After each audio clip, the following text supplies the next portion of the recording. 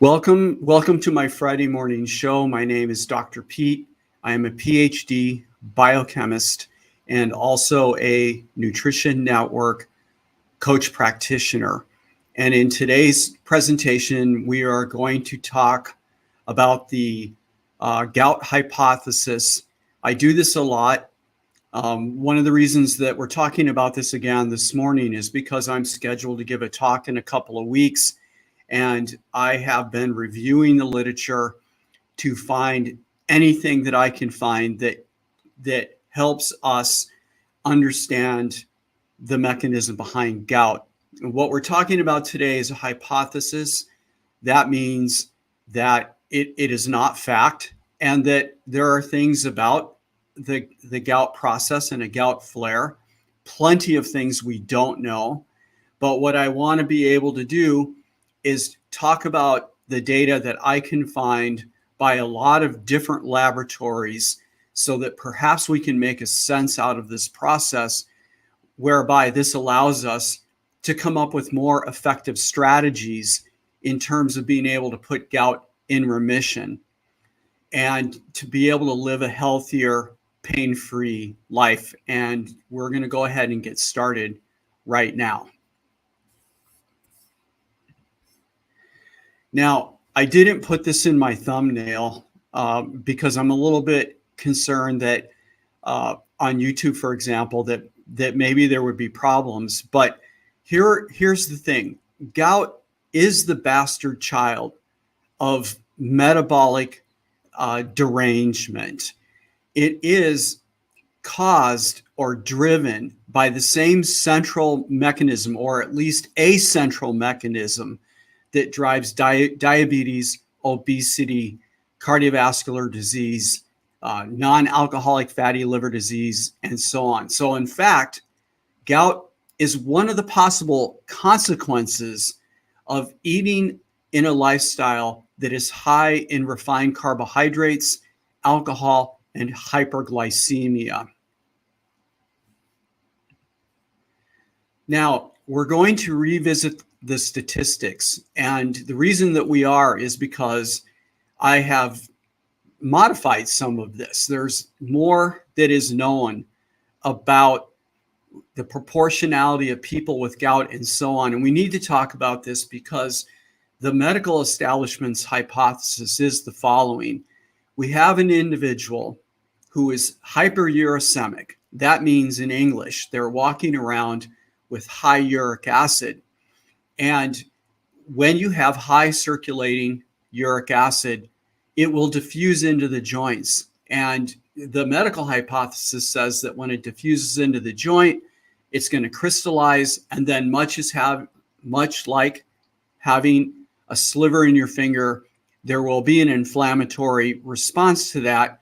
You get the swelling, the redness, the pain, and so on. Now, I believe that this hypothesis is incorrect, and the situation with gout is far more complex than that. And we can see the first evidence for the falseness, if you will, of this hypothesis in the statistics. So let's dive in. Firstly, there's about 4% of our population that suffers from gout. They all have in common that they're hyperuricemic. What does that mean exactly? So if you go into the doctor and you have blood work done and they measure your uric acid, generally speaking, the normal range will be of uric acid will be between 4 mg per deciliter and 8 mg per deciliter. There's some variation in that as you go from one laboratory service to another. Some labs are going to put 7 mg per deciliter at the top of that range, but whatever. And hyperuricemia in men is considered to be 7 mg per deciliter. For women, the high range is 6 mg per deciliter or greater. So 4% of our population suffer from gout. They also will have uric acid, circulating uric acid, that's going to be considered in the high range. So again, that means at the top of the normal range, not necessarily outside the range. We have 43 million people who are hyperuricemic, and of that, a significant portion of the 43 million people remain asymptomatic for gout. They never have a gout flare. So while having hyperuric acid in your circulatory system predisposes you from a probability standpoint at having a gout flare, it's not necessarily a fact that if you have hyperuricemia that you are going to have a gout flare. We see when we ask the question, if you are a gout sufferer during a gout flare, what is the average uric acid concentration? And we see that we come in at about 8.3 mg per deciliter. So within the error of the measurement, literally gout sufferers, the mean or the average is literally at the top of what the medical establishment considers the normal range. Now, here's where things get interesting. The full 18% of gout sufferers will have uric acid concentrations that are between 6 and 8. So actually, now we see that a large proportion of gout sufferers have uric acid concentrations that are in the normal range. And then a full 14% of gout sufferers will have uric acid concentrations that are actually under 6 mg per deciliter. Now, I am a gout sufferer, and when I had my first gout flare in 2016, my uric acid concentration measured by the laboratory, measured by the doctor, was 8.1 mg per deciliter. But since then, and I don't want to get off track, I've had at least one gout flare, seemingly due to a urate lowering drug, where my uric acid was actually 4 mg per deciliter. So what this tells us is that, just from a statistical point of view, that while uric acid is required for a gout flare, it is not sufficient. There has to be other factors involved in a gout flare. Now that let's talk about crystallized uric acid, because remember, in the hypothesis, we have circulating uric acid that diffuses into the synovial fluid of the joint. And then once that uric acid is in the joint, it crystallizes. This is the medical establishment again. And when it crystallizes, boom, gout flare. So let's just talk a little bit about where we find crystalline monosodium urate, or in layman's terms, crystallized uric acid in the human body relative to hyperuric acid.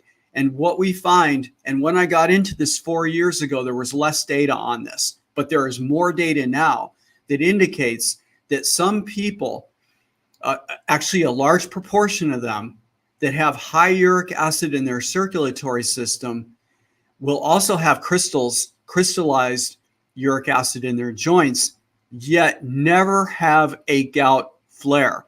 So this shows that just having the presence of crystallized uric acid is not sufficient to have a gout flare. There has to be other factors that are involved in this. Now, briefly, I want to talk about the data concerning crystallized uric acid, because this is very important. A lot of people will ask questions about, well, I'm hyperuricemic, right? We have two issues here. We have the people that are actively suffering from gout. Is there a way to get them into remission? That is a question. The second thing is, if we can get them into remission and their uric acid remains high, what is the significance with that? And I guess there's this third thing that I already just talked about in the last slide, and that's the issue surrounding the fact that you can have crystallized uric acid in a joint and not get gout, right? So where's data like that coming from? Recently, there is a new technique that's called dual energy computational tomography. Yeah, oh my God, that is a mouthful. We can shorten it to an acronym called DECT. So what is this? It is an imaging technique that capitalizes on the use of X-ray, the projection of X-rays into the human body. And from that, we can visualize where we find crystalline uric acid. And this is an important technique, along with others that I'm going to talk about momentarily, that allow us to answer more questions about the issue of hyperuricemia or high uric acid. And in this slide, this was a 2014 paper. And the reason I chose it is because they have a really good picture. You can see here uric acid deposition on the spine of this individual. Now, there are other techniques. Let's move to the next slide that can be utilized to look for crystalline uric acid in the human body. Light microscopy, there are a large number of techniques. This paper was published in 2020. It's a systemic review. And without going into the weeds here, crystalline uric acid is found ubiquitously throughout the human body in people that are hyperuricemic, including their joints and including in the joints of people that are asymptomatic for gout, that don't have gout. Why is this problematic? And you can see that they're finding crystals in spine, ligaments, tendons, eye, kidney, the coronary plaques, right? If somebody goes in, they have a history of cardiovascular disease, and imaging techniques are used to identify and to look at the plaques that may be in their system, that you can find uric acid crystallized in those plaques. On the heart valves, vocal cords of all places, small intestines, colon, middle ear, breast, pancreas, and in the liver. All right. So the issue of hyperuricemia is I think something that is very prevalent, that we have to demand that the medical establishment start taking a more critical look at. Because again, in gout remission, you have two issues. The first is to get yourself into a pain-free environment where the gout flares are either minimized or they have gone away entirely. The second question is to ask, okay, am I still hyperuricemic? And if I'm hyperuricemic, high uric acid, then you have the challenge. What do I do about that? Do I go on to onto a urate lowering drug to pull the uric acid down? And this kind of data that we're looking at here, we're not actually looking at the data, but you're looking at the summary of this review article, suggests that maybe this is a more worrisome decision than some people in the past want to consider, because I believe, at least for me, that getting the uric acid down well within the normal range is probably a fairly prudent thing. And I will come back to this later in the talk. So here is the issue that I brought up already earlier in the talk. And that is the fact that I think that gout is the bastard child of chronic disease. People tend to think of gout as this annoying condition that happens, that's extremely painful, that has nothing to do with anything else. And what one needs to realize is that gout is actually the consequence of one of the main central drivers of metabolic illness or metabolic disease. And you can see it here in the statistics. When we look at gout sufferers and we ask the question, what other comorbidities exist? 74% of gout sufferers have high blood pressure. A full 71% of them are in some state of chronic kidney disease.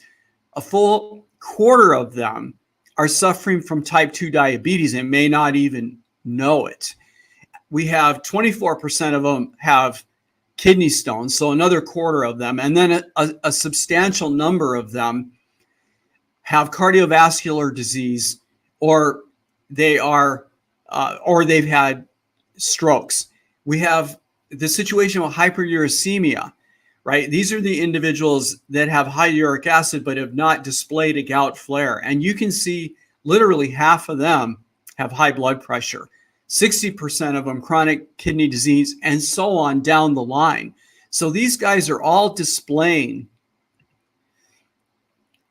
the metabolic derangement that has been shown publication after publication as a function, at least of one major central driver, and that's fructose uric acid metabolism. The main player in this field, Dr. Richard Johnson, has published over 700 papers in this area. There are clinical studies, there are a wealth of animal studies, and we're not talking about singular papers here. We're talking literally at this point about a body of knowledge. And we see from looking at that body of knowledge that the fructose uric acid metabolism, driven by what I call the deadly triad: alcohol, hyperglycemia, and the introduction of either fructose coming in by putting it in your mouth, right, through added sugars, or the endogenous production of fructose because of the combination, because of the hyperglycemia, either on its own or in combination with alcohol. And then there are alcohol effects. And I've published a number of videos in this area that you can find on my YouTube channel. But my main point is, again, to emphasize that gout is treated like the bastard child here, right? It's just something that everyone considers this annoying thing, and they don't really want to deal with it. Even in my own space, which is the low carb space, I've had practitioners ask me the question, just tell me whether keto is safe if I have gout or not. That's all I want to know. And in fact, what I want to encourage everyone who's listening to this presentation, gout needs to be looked at in detail. And the reason why is because not only will it tell us about the gout flare and provide better strategies for remission from that, but it also is going to tell us more about this central driver, right? And I understand there's other metabolic drivers of diabetes. This is not the only one, but this is a central driver of these derangements. And one thing that I believe as a biochemist, and I was trained this way, is that when you are trying to look at a problem, right, you need to look outside your own hallway. The gout researchers need to look at these other disciplines.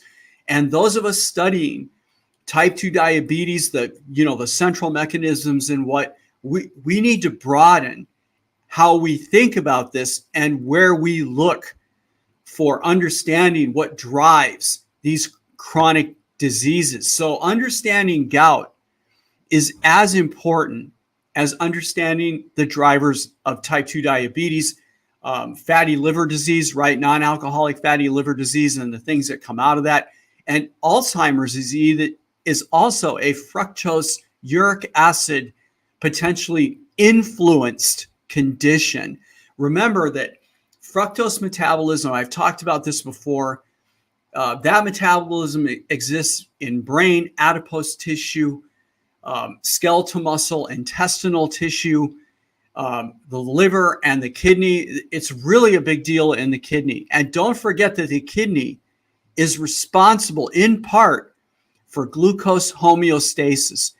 Yes, the liver is the captain of glucose homeostasis, but the kidney comes in at a close second. And fructose uric acid metabolism is happening in the segment of the kidney where glucose homeostasis and uric acid homeostasis is being run. And there are data out there that suggest that the operation of fructose uric acid metabolism in the proximal tubules of the kidney can drive chronic kidney disease.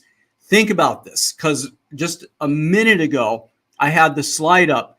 71% of gout sufferers are having some form of chronic kidney disease, right? And then realize that uric acid metabolism is happening in the proximal tubules, right? There are a lot of substantial connections here that are super important. So let's take a look at the business end of fructose metabolism. And if you get into Johnson's work, he talks about the caloric pathway and the non-caloric pathway. This presentation today is going to be long enough and complicated enough as it is. So I'm focusing solely here on the uric acid end of this pathway, which is the non-caloric pathway. So first and foremost, when somebody eats a meal that is high in added sugars, it could be table sugar, which is 50% by mass glucose, 50% fructose. The glucose and the fructose are bonded together by a covalent bond. When it crosses into the intestinal system, that bond is going to be broken, producing free glucose and free fructose. The fructose could be coming in via high fructose corn syrups, where usually the fructose is 55%, the glucose is less. In a high fructose corn syrups, the fructose can be as high as 65%. We can have agave syrups, where the fructose is going to be 90% of that mixture or greater. In both the high fructose corn syrups and agave syrups, these are mixtures. So the glucose and the fructose are not connected by a covalent bond. That means you're going to have kinetically, right, in terms of speed, more effective absorption, and they will arrive at the liver more efficiently, right? And then we have processed food, and the processed food almost always has got added sugars in it. So you're, again, glucose and fructose loads, and not to forget about the high salt and also umami, right? Monosodium glutamate, yeast extract, these things that all tie into the pathway that you're looking at. So fructose enters the liver. We're going to talk about this from the point of view of the liver. But remember what I said, right? We have fructose metabolism not just in the liver, and I believe that in the joint, right? And if we talk about the skeletal system as being an organ, the joint is part of that organ. And in the organ, we have the chondrocyte. And it's my contention that in the chondrocyte, we have fructose metabolism. Now, that's a hypothesis.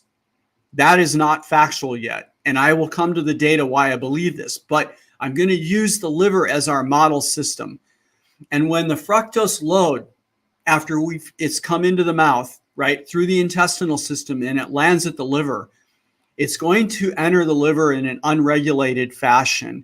And once in the liver, it will be processed by an enzyme called fructokinase and converted from fructose to fructose 1-phosphate. This is also unregulated. There is no negative feedback loop that as the fructose is being processed to slow this process down. In other words, all of the fructose that comes in is going to be converted to fructose 1-phosphate. The consequence of that is that the ATP, the molecular money of the cell, adenosine triphosphate, that concentration in the liver is going to be decimated, along with the phosphate load will also be decimated. And in response to that, a few biochemical steps later, there will be a significant increase in uric acid, intracellular uric acid. And uric acid is a signaling molecule. Uric acid is a signaling molecule that activates systemic inflammation. It activates an inflammatory state in the liver, activating two proteins that are of interest to us. First, JUNK1. This is a transcription factor that acts on the level of DNA, but it also is a protein that has been shown in a 2017 paper to be instrumental in the activation of the NLRP3 inflammasome. That was a mouthful, but JUNC1 is required to assemble in the joint, right, this protein factory that is driving this inflammatory process that is so painful with the swelling and so on. The other protein is called IL-1 beta, and IL-1 beta is a pinnacle protein that is sitting at the top of a cascade that drives the inflammational event within the liver. And we think now translationally about this going on in the chondrocyte. We also have dysregulation of the nitric oxide pathway. This has consequences downstream in the cardiovascular system. We have reprogramming in the liver. So the liver goes from being a machine or a factory that drives energy production to a machine that is now storing energy. So we have the activation of what we call de novo lipogenesis, which is the synthesis of fat. But simultaneously to that, we have our mitochondria that are now downregulated with the inhibition of beta oxidation of fats. What does that mean in English? We stop burning fat to produce energy. That pathway is now shut down.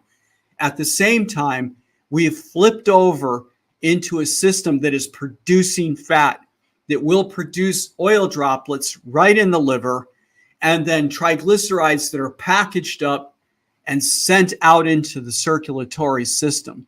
So the liver has been turned into a storage factory.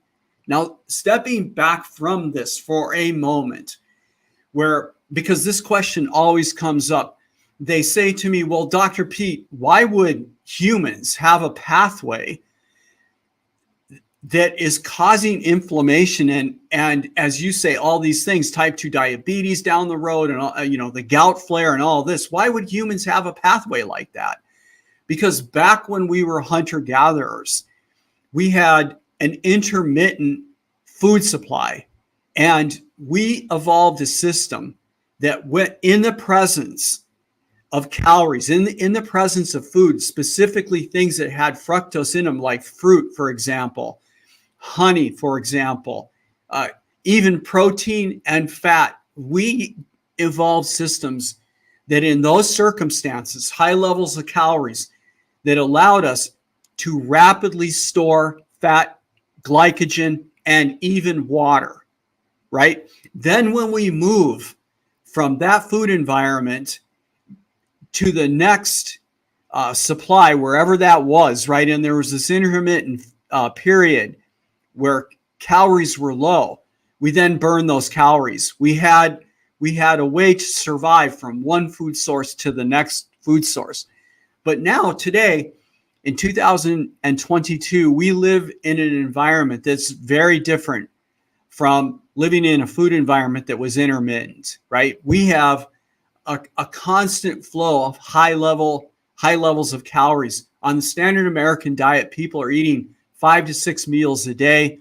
At minimum, those meals most of the time are hyperglycemic with a high glucose load. But if the individuals are also eating a lot of processed food and they're adding sugar to sauces and things like that, then we also have a high fructose load, the hyperglycemia. And if like it used to be for me, I meet some friends at a pizzeria, you have everything together. You have an alcohol load coming in. You have the large sausage pizza coming in. You have the loaded salad that has this heavy duty dressing on it that has sugar in it. You have the breadsticks, right, that have the high fructose corn syrup glaze on it, and the salt and the high glycemia from that. And all of that is happening in this hour or hour and a half that you're sitting there with your friends, right? That hyperactivates this pathway. So you are rapidly storing this fat. Now, if you're eating this way chronically every single day, then your liver is chronically in this inflamed state. And you, because of the oil droplets and the high fat production, the liver moves towards a condition of non-alcoholic fatty liver disease, and bammo, this is where you start to see the rise in the type 2 diabetes. If we have this going on in the chondrocyte, this is setting this individual up for a gout flare. Now I'm going to turn the presentation to the chondrocyte. And the first thing I'm going to do, because remember, this is a hypothesis. This is not like the Flintstones. We haven't chipped this into stone, right? It's not there. But you can ask the following questions. What is the capability of the chondrocyte? What can it do? What kinds of receptors does it have on its cell surface? What is the nature of its metabolism? And we can learn some things from that. The first thing is we know the chondrocyte is a specialized glycolytic cell. It favors glycolysis. This is important to us to put into the back of our mind, because we know that hyperglycemia, when glycolysis gets completely loaded, that the cell is going to want to take excess glucose and it needs to get rid of it, because our glycolysis pathway is a burning pathway. Its function is to produce energy. It has feedback mechanisms. And when the thing gets loaded up and you have a pool of glucose sitting at the front end of this thing, the cell is going to start pushing glucose into other pathways. And one of those pathways via polyol is fructose. So I'm jumping ahead. Let's take a look at this.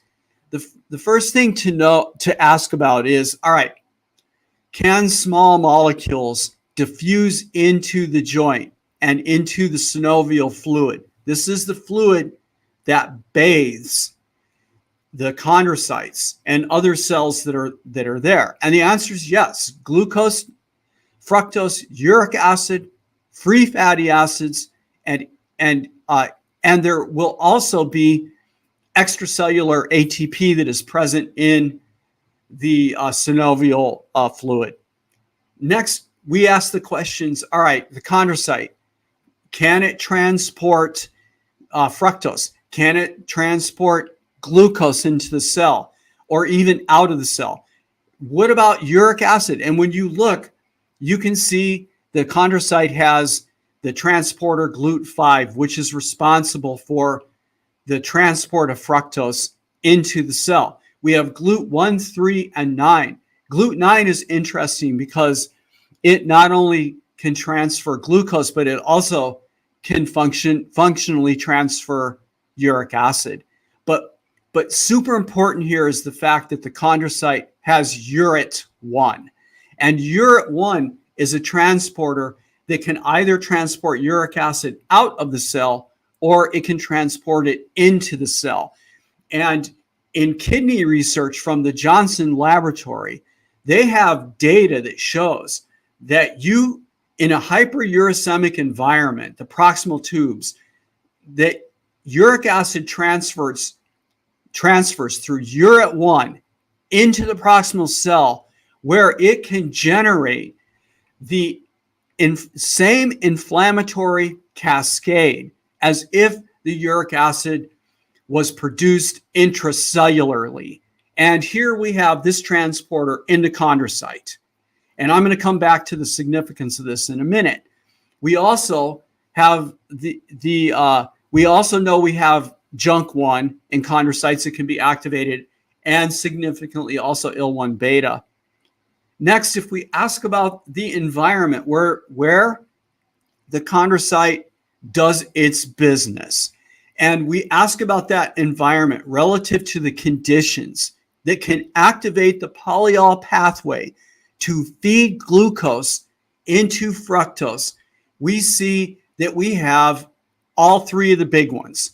We have hyperglycemia, the hyperglycemic events, which happen in the synovial fluid. We have osmolarity. This means imbalances in the things that are dissolved in the synovial fluid that surround the chondrocyte. And we also have a hypoxic environment. And these three main conditions, there is tons of data that show that the polyol pathway can be activated by these conditions. Now, let's turn now to the data where we try to look for the polyol pathway and other clues as to whether or not there's uric acid metabolism in the chondrocyte.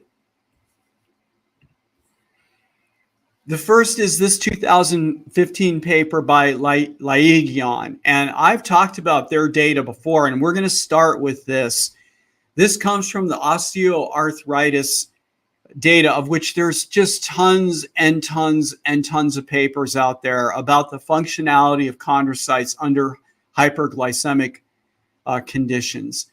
In this paper, these guys looked for the activity of the polyol pathway, which is one of the major contributing factors to producing endogenous fructose, which in this presentation we've already talked about how that collapses into a sudden acute rise in uric acid, which is driving the inflammatory response and those things. This work was done mainly in vitro, but using human explants. What does that mean in English? They took cartilage from the knee joints of type 2 diabetics and also normal people. And then they did in vitro experiments. And to summarize the data, basically they took IL-1 beta, the cytokine IL-1 beta, and exposed the tissues to this. And then they asked the question, do we have the activation of the polyol? And excuse me. And what they saw was they could detect increases in IL-6, which is a cytokine that is typically seen with elevations in inflammation. They saw an elevation in ROS, reactive oxygen species, which is, again, and if you're with me, you realize that what I'm doing is I'm going down and I'm listing the very things that happen when uric acid activates the inflammatory cascade. So we see disruption of nitric oxide pathway. And the cool thing is they could make all of those effects go away when they treated the tissues with a power stat, which is a powerful inhibitor of the polyol pathway. So this paper is really important because it shows that, at least in one instant, that the polyol pathway is active in chondrocytes. Is there more research to be done? Absolutely. But this paper is a screaming call to effort to look for the fructose uric acid pathway. That would have been, if I was fortunate enough to be a researcher in this lab, that is the very next thing that I would have done for sure. Okay, this paper published in 2021 shows that in chondrocytes that are under inflammatory conditions. So again, this work came from the osteoarthritis data. And by the way, I usually don't like to talk about, I'm blanking out. I don't like to talk about the connection, associational studies that show connections between things, because that's different, right, than actual clinical or actual biochemical work that shows the activation of something.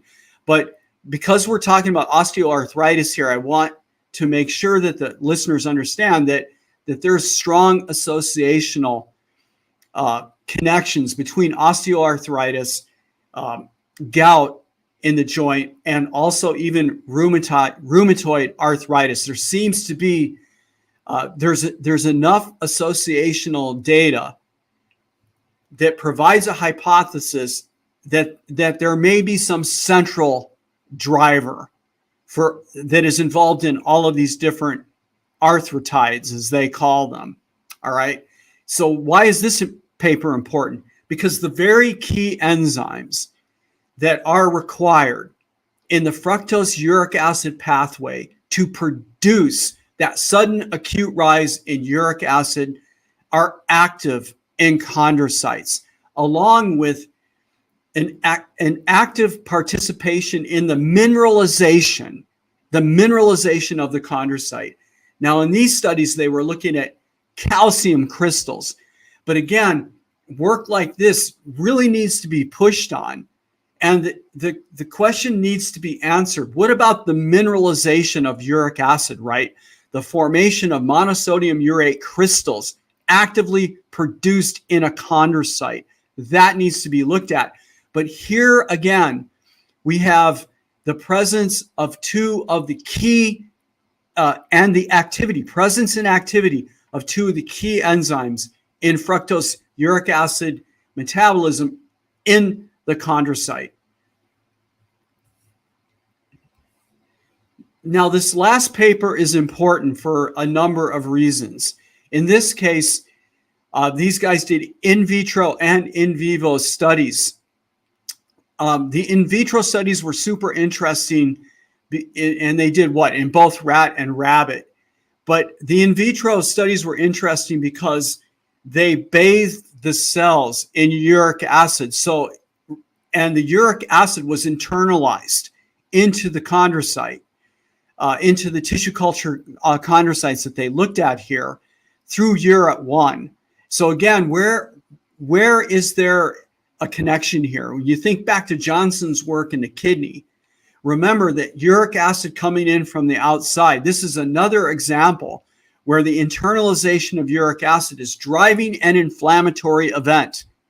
Now, if we step back from this a minute and we think about where is the uric acid potentially coming from that can cause a gout flare? Well, one of the obvious places is the circulatory system. Because if we go back to the liver and we think about this a minute, you got this guy, that would be me, right? On the very night before my first gout flare, where I had 3 or 4 beers, right? What do you have in the beer? You've got the purines, right, that can generate the uric acid in the liver. You've got the alcohol, which we know can activate the polyol pathway. I had hyperglycemia out the butt because of the carbohydrates that were not only in the beer, but also in the sushi I ate had a ton of rice with it. The fish that I had was a high purine type of fish. All right. How's that going to be processed in the liver? Boom. High level of uric acid. And then I had a dipping sauce that I added salt to. Salt activates polyol pathway. All right. And there was also sugar in the sauce. And then after the meal, I had a half of a big fatty chocolate bar that had added sugar in it, fructose. And I had all of that stuff in about an hour and a half to 2 hour time period. Bammo. High level of uric acid moved from the liver into the circulatory system. That uric acid diffusing into the joint, right? Uric acid can enter. That's one of the things that this study shows. Uric acid can come into the chondrocyte and it can generate an inflammatory response, probably happening in a cell that's already under low-grade inflammation. Keep that in mind. It's already in a state of low-grade inflammation because back in those days, I was eating the typical standard American diet. Now, the other thing that they saw here was this matrix metalloproteinase 3. That's a mouthful. The acronym is MMP3. This particular protein degrades the proteoglycan network that is around the synovial fluid that has a responsibility for the health of the joint. Now, if you followed my past presentations, then and you saw the one where I recently sat down again with Dr. Richard Johnson, we talked about the solubility of uric acid, and we've talked about the fact that you can't look at the solubility of uric acid from the point of view that the chemists look at this about the solubility of uric acid in water, because uric acid in the joint is not in water. It's in an environment, a very complex, granted hydrophilic environment, right? There's water there. I'm not saying there's no water there, but there's a ton of proteins and there's this whole fibrous network and all of this stuff, right?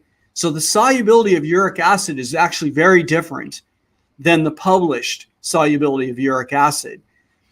But when you degrade this proteoglycan network, now it's not a stretch to realize that the solubility in this complex environment of the uric acid is going to change, and you can get crystallization. And think about what are the other things that are in there. We have the innate immune system, and they're going to respond to those crystals.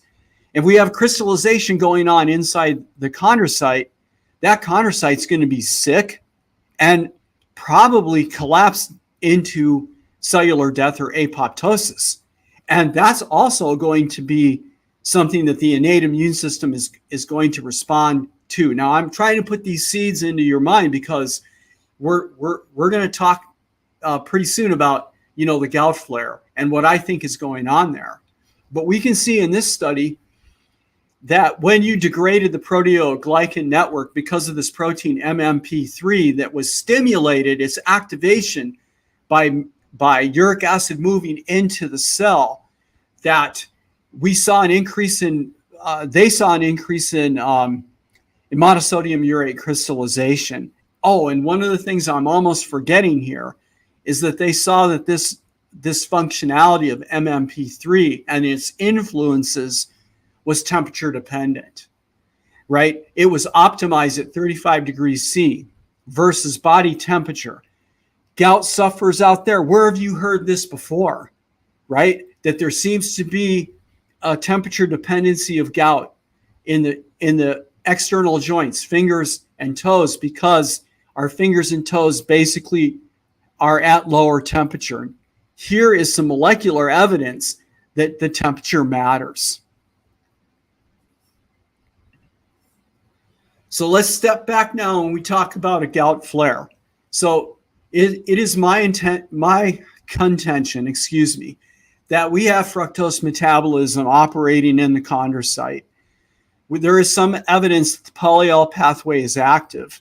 Somebody eating the standard American diet, also when you look at the osteoarthritic data, there are paper after paper after paper dealing with the fact that hyperglycemia puts chondrocytes into a state of low-grade inflammation.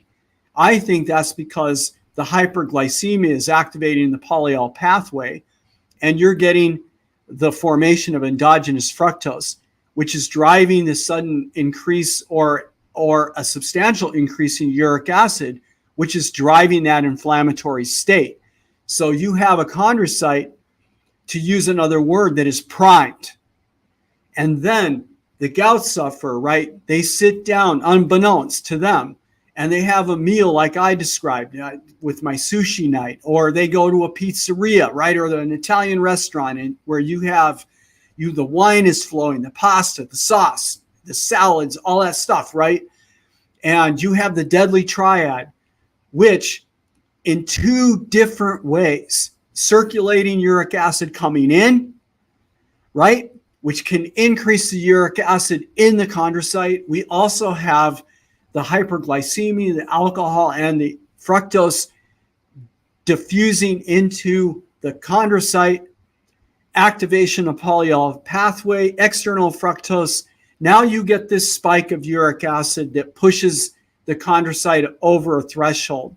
Could there be crystalline uric acid formed right in the chondrocyte? Yeah, that seems likely to me. Could it also be crystallizing in the synovial fluid? Yes, why not, right? Makes perfect sense with the conditions that I'm talking about. You then have, let's go to the next slide here.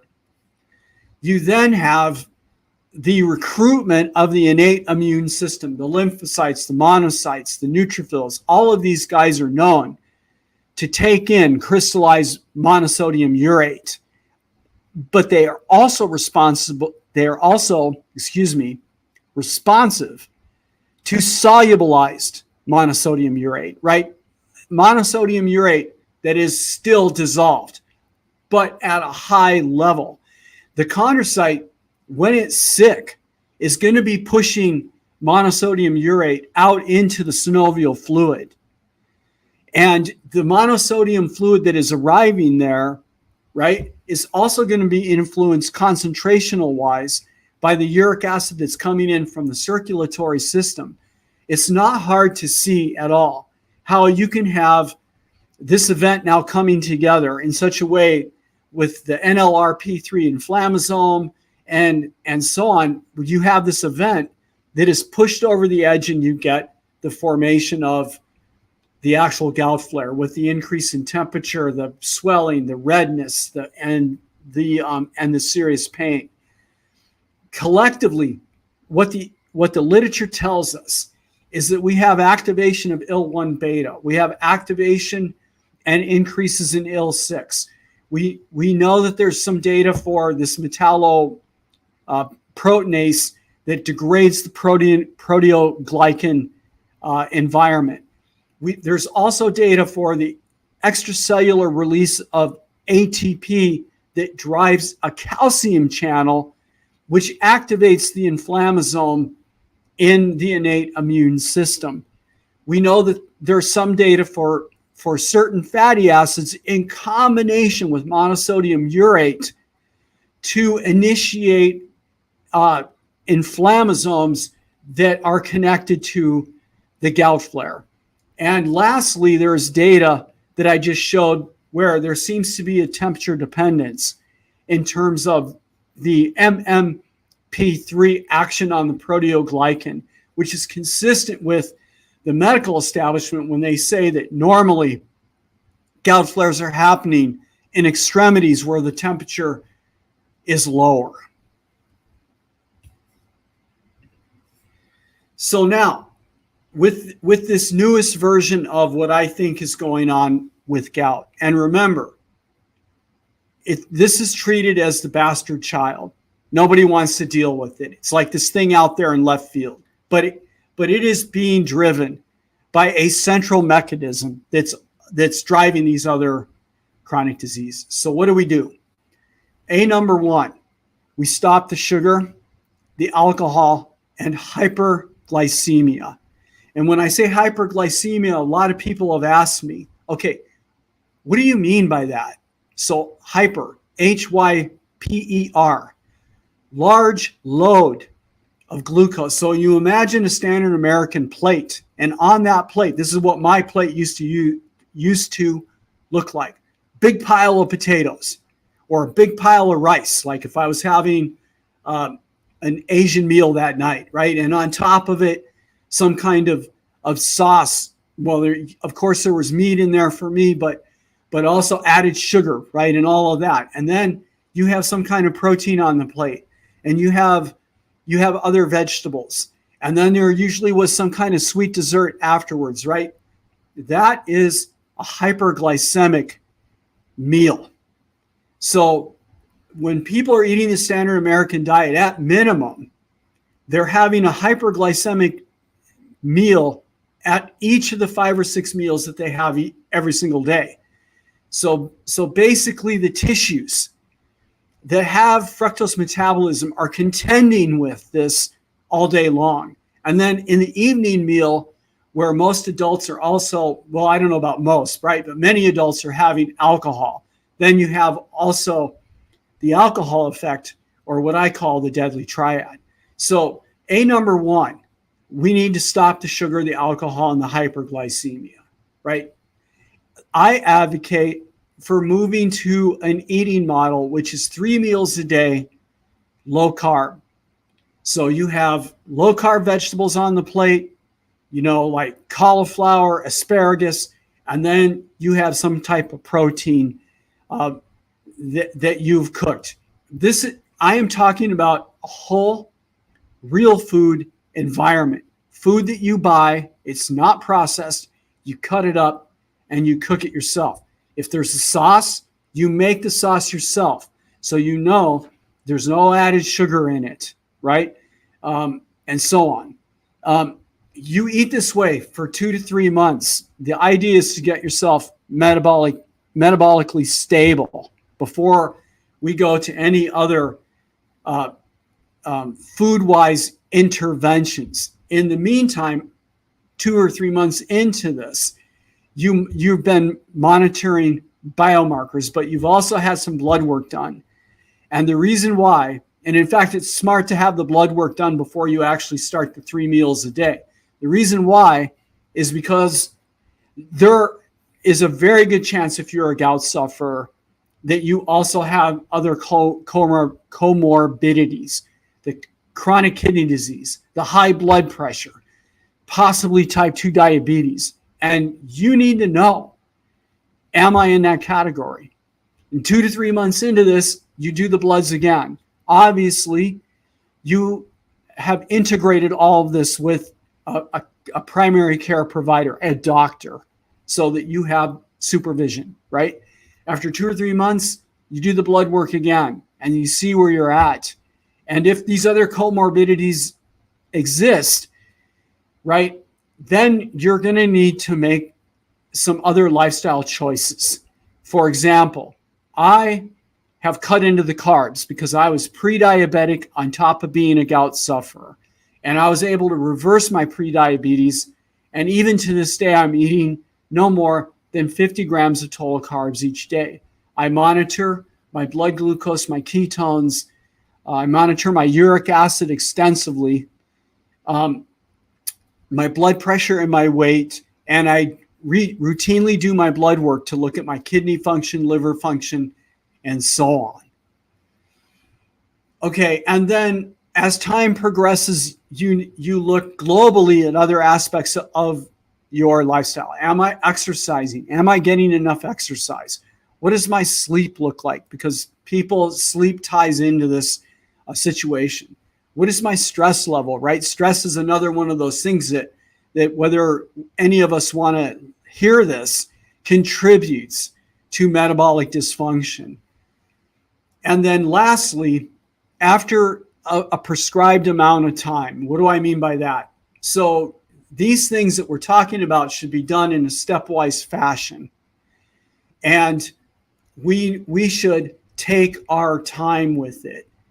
So I believe that one should not consider urate lowering therapies. And I'm not a medical doctor. This is not medical advice, but I don't recommend going down the road of urate lowering therapies until you are keto adapted, until you know that your system has undergone all of the changes that happen when we cut the alcohol, we cut the sugar, and we cut, those necessary items out of our life.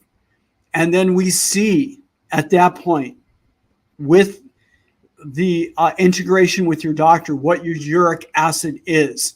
The question being, am I hyperuricemic or not? And if you are at that point, then an obvious thing to do is consider urate lowering therapies. And I think that that's a really difficult decision to make.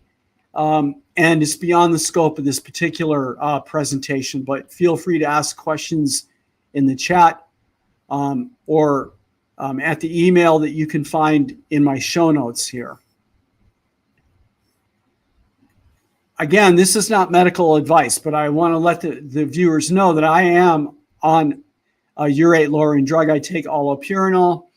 I take 200 milligrams total a day. I take 100 in my morning meal, and I take 100 in my evening meal. I've been keto adapted now for almost 4 years. So I'm basically only eating 2 meals a day. And so I'm taking the allopurinol with those 2 meals. Now, in previous videos, I've talked about quercetin and tart cherry, which can be integrated into this regime. That's something for you to explore. Remember that taking the drugs and the supplements is something that you need to monitor closely, and you should be doing it under the consultation of a doctor. I maintain my uric acid, my fasting uric acid, between 4 and 5 mg per deciliter each day. And I do that because of the data that I've seen in regard to crystal deposition of MSU, monosodium urate, throughout the body. Here are just 2 very quick examples of the brands that I use. I'm not trying to sell you these. I'm showing you these brands because when you use a supplement, you need to incorporate biomarker testing. I finger stick for uric acid to see two things. One, is the supplement doing in me what is marketed to do? And secondly, they put other crap in these pills. Is my glucose remaining unchanged when I take this particular pill? So these two brands, they tend to work for me. And you can look at the video later on my YouTube channel. I give you the literature reference, so you can see that in the literature, these two supplements there's data to show that they're urate lowering, and that includes this one, which is also a booster for the mitochondria. And one of the questions you always have about supplements, number one, are they doing what supposedly they do or have been marketed to do, and do they reach their site of action? This is a mitochondrial booster that's where there's literature that shows that this actually gets to its site of action as has been marketed. So anyway, remember with supplements, just because they work in me doesn't mean they're going to work in you. And whatever you decide to do on the other end of this with the hyperuricemia, if it exists in you after this lifestyle change, is a conversation to have with your doctor. All right, and I would just like to close and thank everybody for watching. To be respectful of your guys' time, we're at 1 hour right now, and I'm going to look in the chat and see if there are some questions that I can answer, and then I'm going to close.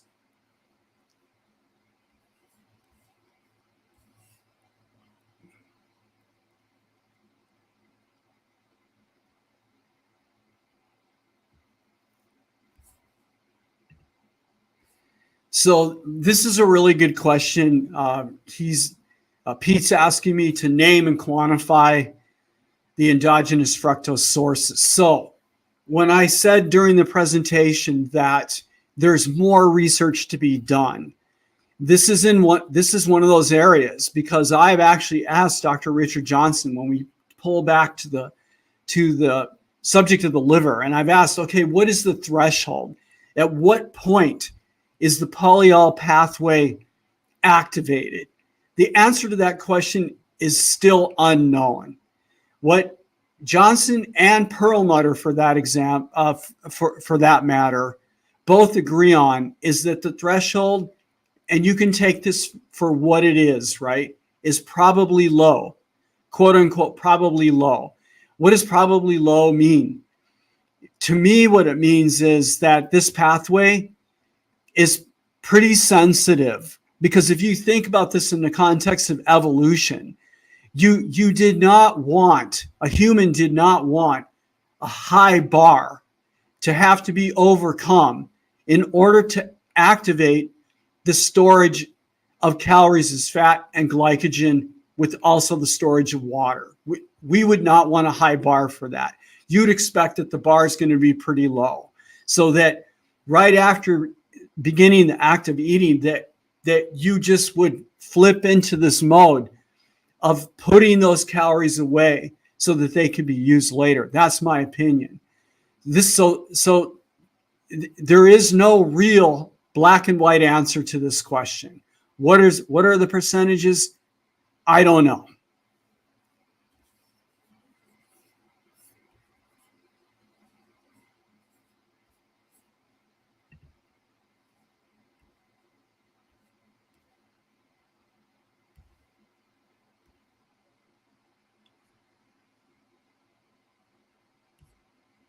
Okay, this one also comes from Pete, and I'll just momentarily put this up here. So make sure all of you guys understand that I am not saying there's only one way to put gout in remission. And Pete is using carnivore, and a lot of people have found a lot of success with carnivore. So basically, I think, step one is to get rid of the alcohol, the sugar, and the hyperglycemia. That's step one. And then after step one, then you got to sort this out on an individual level. And what are you looking for? You're looking for gout remission, as Pete has done, and you're looking for what works best in your system. So this is kudos to Pete. He's doing a great job.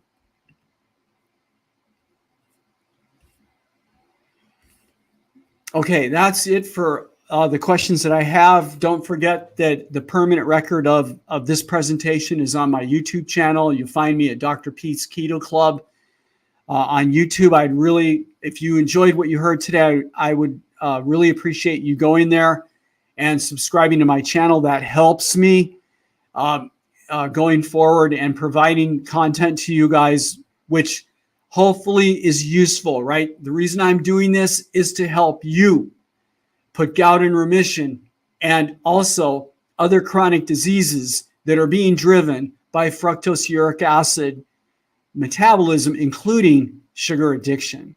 All right, and with that, I'm going to sign off. You guys have a great Friday and a really, really good weekend.